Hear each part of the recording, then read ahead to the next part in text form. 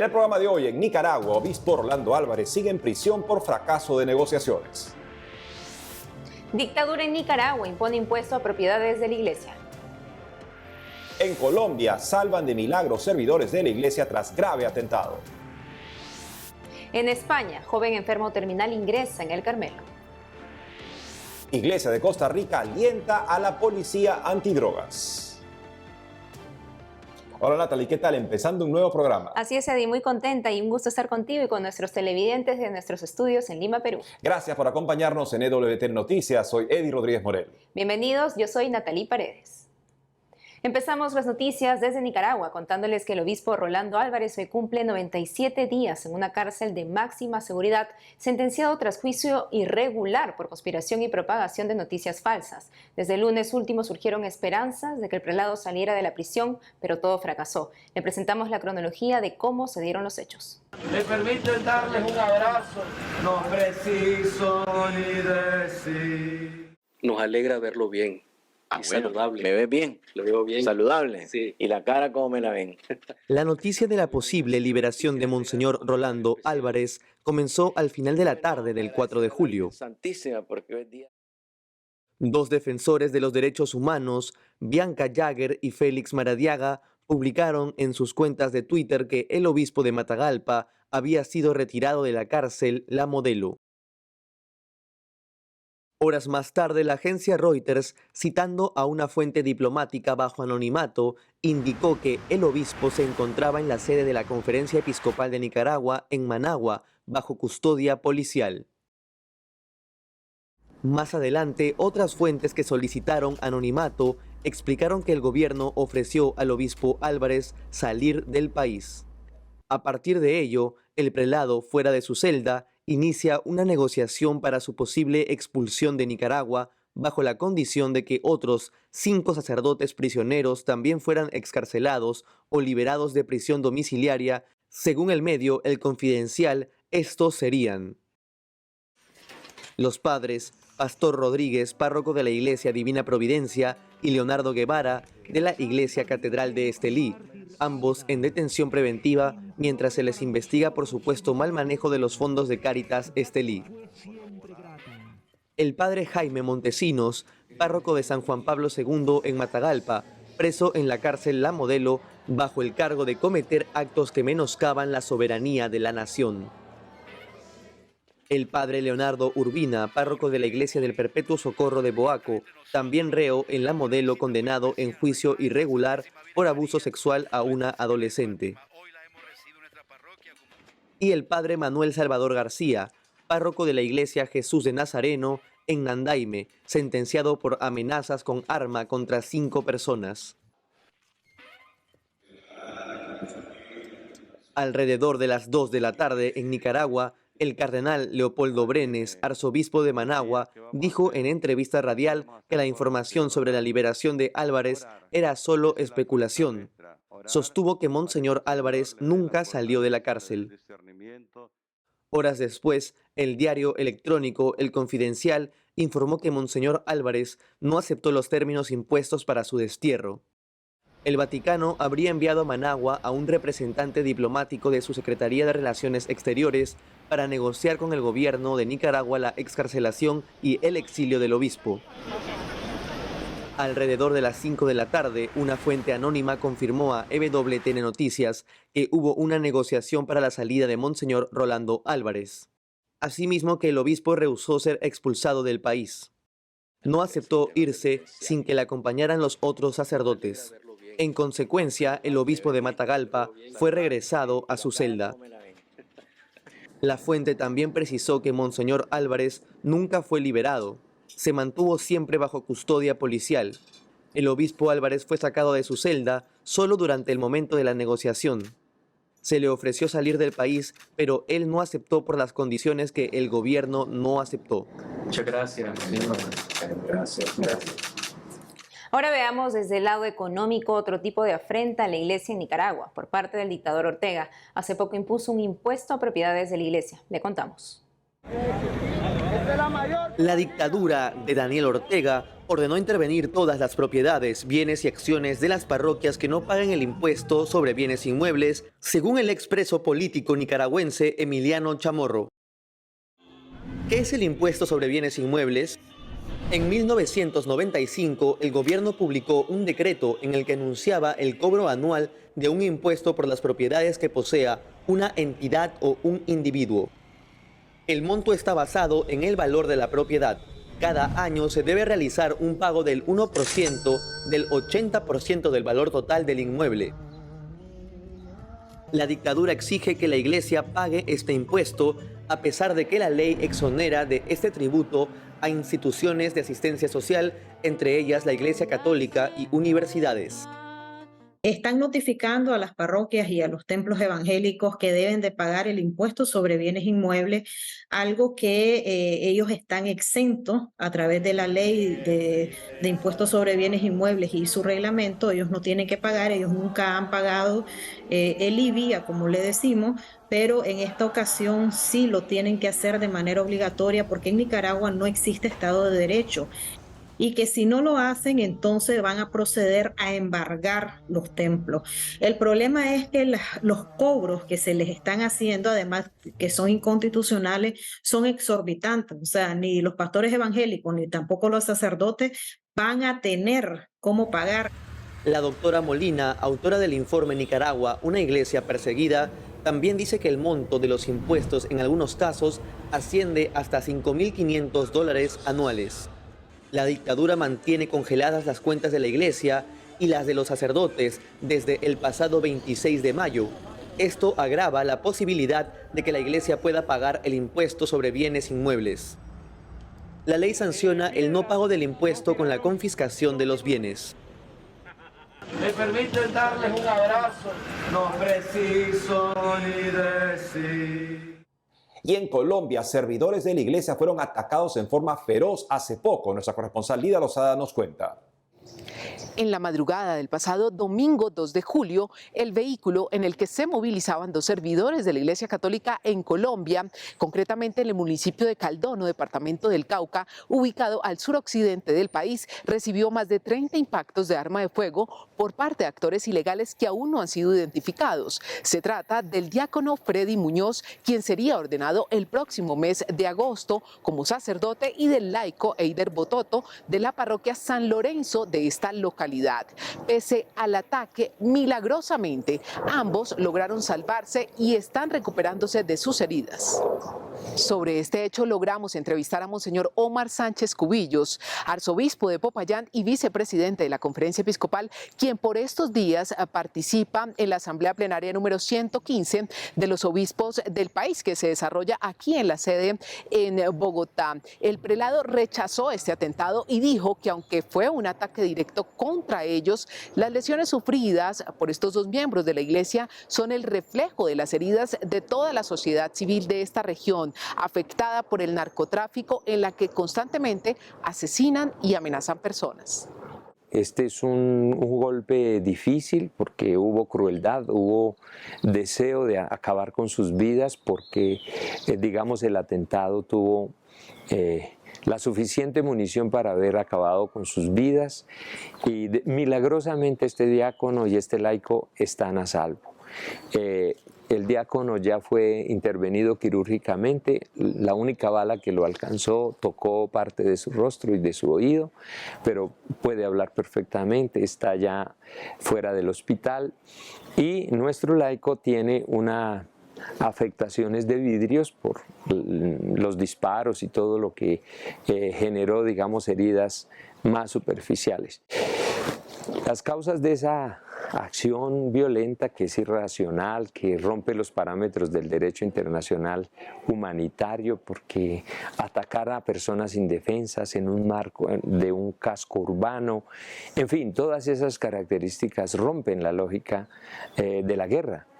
Y estos actores que quisieron efectuar este hecho nos generan una pregunta. ¿Por qué? Porque a nosotros, ¿cuál era la pretensión de fondo? Pese a la situación, el prelado afirmó también que esto no frenará el trabajo incesante que realiza la Iglesia colombiana por la búsqueda de la paz, especialmente por la protección de la vida de todas las personas. Estamos muy contentos de que finalmente no lograron su cometido.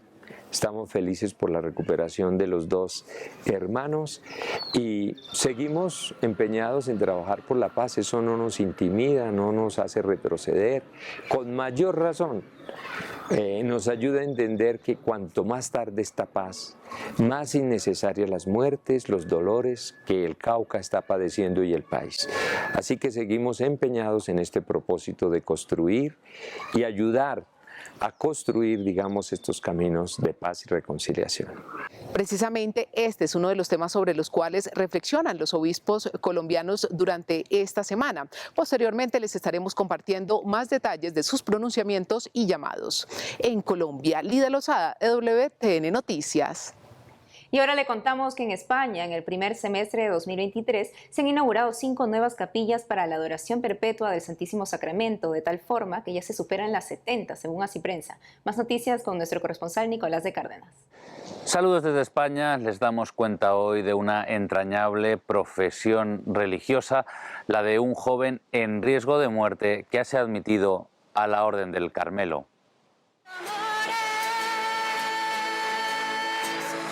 A sus 21 años, el joven español Pablo Alonso Hidalgo profesó como carmelita de manera excepcional in articulo mortis en la Orden de Nuestra Señora del Monte Carmelo en una ceremonia celebrada en Salamanca el pasado 25 de junio. Unos días antes había sido admitido en el noviciado en una ceremonia que tuvo lugar en la habitación 615 del Hospital Clínico Universitario de Salamanca, que fue presidida por el padre Salvador Villota, prior provincial carmelita. Antes de su ingreso a la Orden del Carmen, el joven difundió un mensaje de invitación en el que afirmaba su determinación y que encabezaba con una cita del carmelita Santito Brandsma: la cruz es mi alegría, no mi pena. Es mi deseo consagrarme a Dios y vivir en obsequio de Jesucristo. Mi enfermedad va rápida. De Dios venimos y a Dios vamos. El Padre, en su infinita misericordia, me llamará pronto a estar con él, explica el nuevo religioso. El joven adoptó como nombre Pablo María de la Cruz, según detalla el sitio web de la provincia carmelita de Aragón, Castilla y Valencia. Esta elección se debe a su deseo de quedar vinculado a nuestra Madre la Virgen María y a Cristo crucificado, pues siente que su única gloria es la cruz de Cristo. El Arzobispado de Toledo ha puesto en marcha una novedosa iniciativa, la creación de una comisión para el buen uso de Internet. Forma parte de ella el vicerrector del Seminario Mayor, padre Valentín Aparicio, que nos comparte 3 indicaciones para evangelizar en el continente digital. En declaraciones a Así Prensa, el padre Aparicio, con más de 40.000 suscriptores en su canal de YouTube, ha ofrecido 3 claves a tener en cuenta por los católicos para el uso de Internet en la evangelización. La primera es hablar de Dios y no de nosotros mismos, porque las redes sociales potencian la autorreferencialidad de la sociedad. Para el padre Valentín, el youtuber católico habla de Dios, todo el centro de su vida es Él y quiere que Dios sea conocido y amado. En segundo lugar, el vicerrector del seminario invita a tomar conciencia de que no somos portavoces de nuestra palabra, sino de la de Dios. A su juicio hay que ser original en la forma, pero sabiendo que el contenido tiene denominación de origen, es decir, bebe de la palabra de Dios y el magisterio. La tercera pauta es hablar con mucha alegría, transmitiendo paz interior y en sintonía con el Espíritu Santo, porque la paz y la alegría interior son los dones que el mundo envidia, señala el presbítero. Y concluimos nuestro reporte con la noticia de que la exposición de Mystery Man, que incluye la representación hiperrealista del cuerpo que fue cubierto por la sábana santa, concluye 9 meses de éxito en España e inicia su gira internacional. La exposición de Mystery Man, en la que se muestra el único cuerpo hiperrealista y volumétrico del hombre de la Sábana Santa, se inauguró el pasado 13 de octubre en la Catedral de Salamanca, donde permaneció hasta el pasado mes de marzo. Desde entonces se ha exhibido en la Catedral de Guadix, desde donde partirá hacia Venecia, en Italia, donde podrá verse desde el próximo 31 de julio. La escultura, realizada en látex y silicona, pesa unos 75 kilos. La postura es la propia del rigor mortis que debió sufrir el cuerpo de Cristo. Más de 120.000 personas han podido disfrutar de esta exposición tanto en Salamanca como en Guadix. La muestra tiene como objetivo presentarse el próximo mes de agosto en la Jornada Mundial de la Juventud en Lisboa. Desde España, Nicolás de Cárdenas, EWTN Noticias. Hacemos una pausa y al volver, hoy es la fiesta de Santa María Goretti, mártir de la pureza. Le contamos su vida. Además, nuevos sacerdotes se ordenan en Francia. Volvemos con más noticias con Enfoque Católico.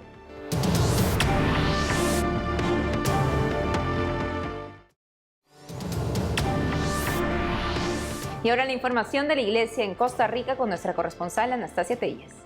Aquí desde San Pedro les comentamos que cada 29 de junio celebramos a los grandes apóstoles San Pedro y San Pablo. Veamos más de esta celebración en la Catedral Metropolitana.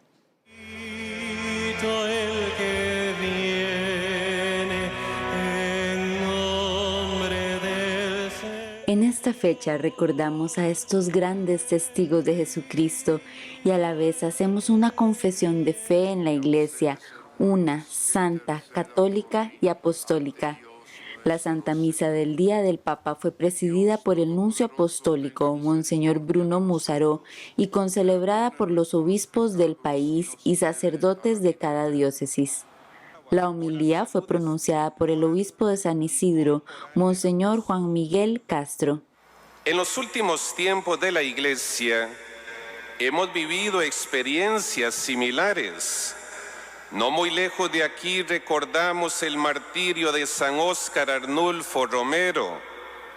Más cerca la situación que vive nuestra hermana iglesia nicaragüense. Y más allá del Atlántico, la experiencia pastoral de San Juan Pablo II. Experiencias ejemplares entre muchas de la persecución de la iglesia y de cómo en su seno miles de fieles oramos por nuestra madre, la Iglesia, y los pastores. He dejado mi barca junto a ti, buscaré otro mar. En la provincia de Punta Arenas hay dos celebraciones muy especiales para esta zona costera de nuestro país. El pueblo puntarenense recuerda a Fray Casiano, el protector de los niños desamparados, en su 58 aniversario.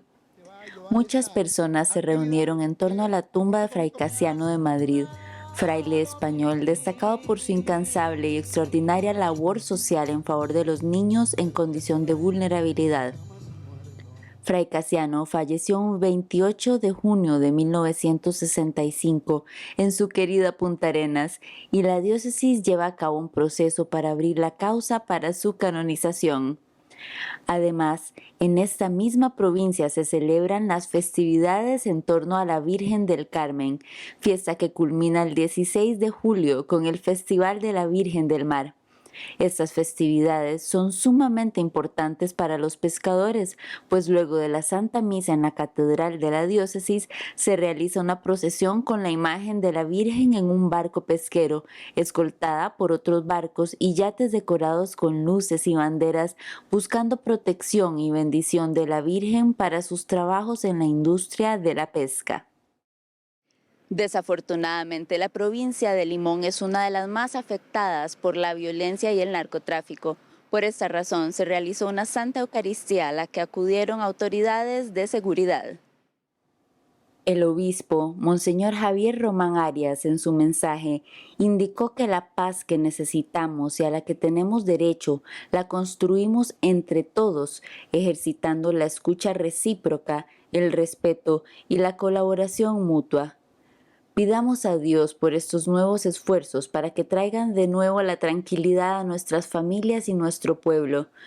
Mencionó cómo al ser Limón Puerto facilita el tráfico de sustancias ilícitas, derivando en un incremento del crimen y la drogadicción. En medio de balaceras, ajustes de cuentas, secuestros y extorsiones, la Iglesia Católica ha mostrado apoyo y compromiso a los ciudadanos y autoridades. El mensaje lo cerró recordando que con la inspiración proveniente del amor y misericordia infinitos de Dios, Limón puede ser reedificado. Además, agradeció a las autoridades por preocuparse por el clamor de ayuda de la provincia. En San Pedro, San José, Costa Rica, Anastasia Telles Abarca, EWTN Noticias. En Francia, los obispos junto a los líderes religiosos del país pidieron preservar el vínculo de confianza entre la población y las fuerzas del orden en un comunicado el 30 de junio último.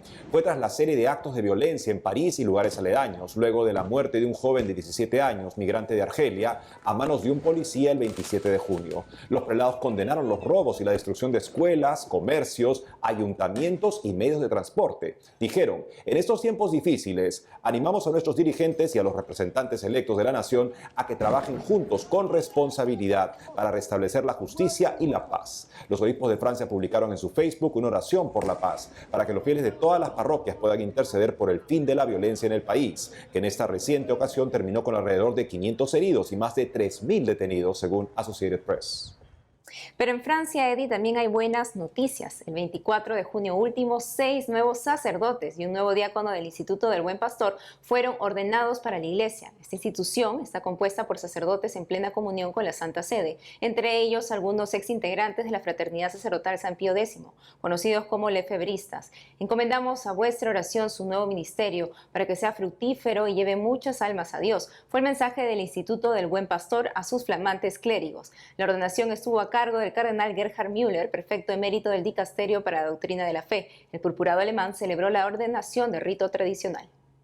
Ahora noticias desde Roma. El enviado del Papa Francisco para la paz en Ucrania, cardenal Matteo Zuppi, informó esta semana a la prensa que trabajará por el retorno de los niños ucranianos deportados de forma ilegal a Rusia. Los niños deben poder regresar a Ucrania. Así que el siguiente paso será, en primer lugar, examinar a los niños y a continuación ver cómo recuperarlos, empezando por los más frágiles, fueron sus palabras. La Corte Penal Internacional dictó en marzo una orden de detención contra la comisaria rusa para los derechos de la infancia, María Lobba-Belova, acusada de deportación ilegal de niños ucranianos. El caso fue planteado por el presidente ucraniano Volodymyr Zelensky al Papa.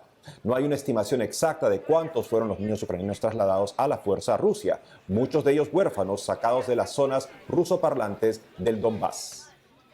Cada 6 de julio celebramos la fiesta de Santa María Goretti, la niña italiana de 12 años que fue asesinada por resistirse a ser ultrajada. El padre Adrián Calvo Quirós, párroco de Santa María Goretti en la diócesis de Cartago, Costa Rica, nos cuenta más sobre la pequeña santa. Veamos.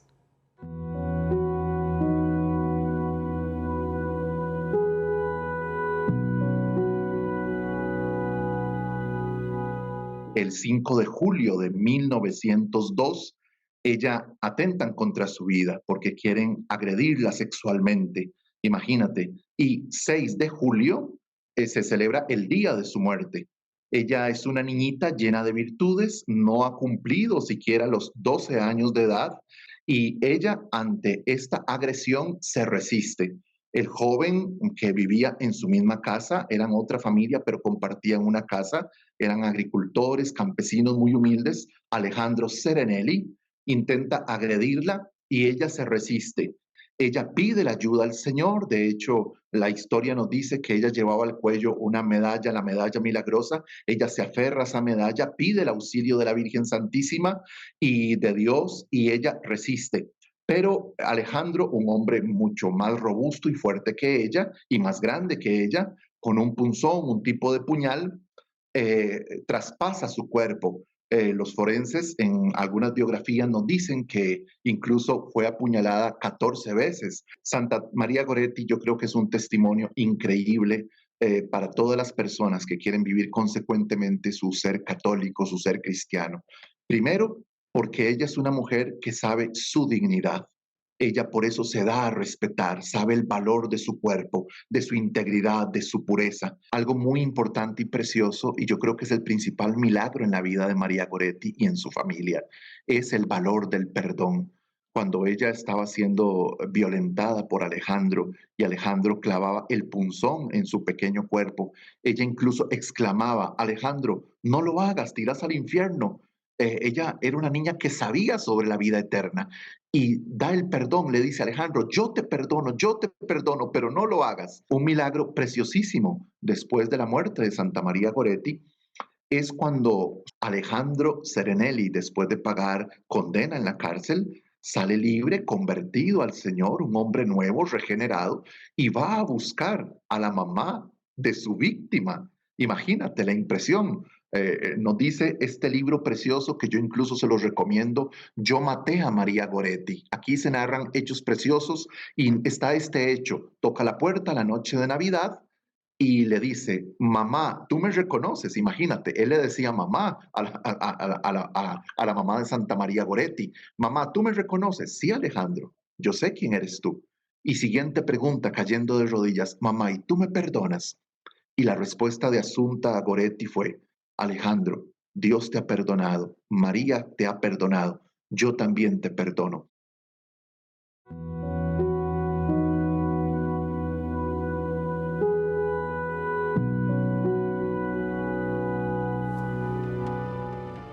Y eso es todo por hoy, amigos. Gracias por haber estado con nosotros. No se olviden seguirnos en nuestras redes sociales y en ewtnnoticias.com. Hasta mañana.